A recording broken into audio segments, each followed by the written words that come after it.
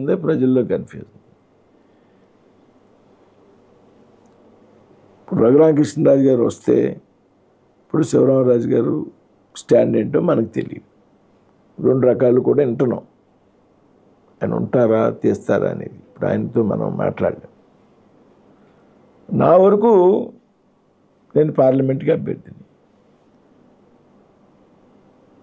నా తెలుగుదేశం జనసేన కార్యకర్తలు అందరి మద్దతు నాకు ఉంటుంది. శివరామరాజు గారికి సంబంధించి ఒకవేళ ఆయన ఉంటే ఆయనకు సంబంధించిన వ్యక్తులు పార్లమెంట్ ఓటు కూడా బీజేపీ వస్తుంది. ఎందుకంటే ఆయనతో ఉన్నది కూడా తెలుగుదేశంలో ఒక పార్టీ, వేరే పార్టీ వాళ్ళు కాదండి ఆయనతో ఉన్నది. ఈ తెలుగుదేశం వాళ్ళు పార్టీ కాబట్టి అక్కడ లోకల్గా ఏ ఇబ్బందులు వచ్చినా పార్లమెంట్కి బీజేపీకి సహకరిస్తారనేటువంటి అభిప్రాయం నాకు ఉంది. దాన్ని బట్టి ఈ ఉండిది డిక్లేర్ అయిపోతే చాలా సమస్యలకి పరిష్కారం వచ్చేస్తుంది. దాని గురించి వేచి చూస్తున్నాం.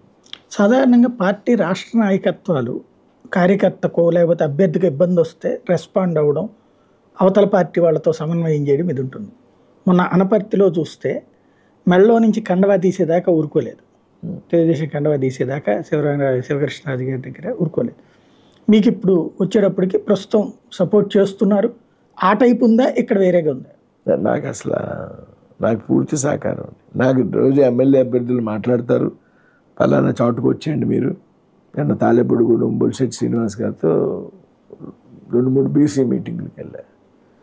నిన్న మధ్యాహ్నం, నిన్న పొద్దుట నర్సాపూర్ అసెంబ్లీలో అభ్యర్థితో పాటే 2-3 మీటింగ్లకు వెళ్ళా.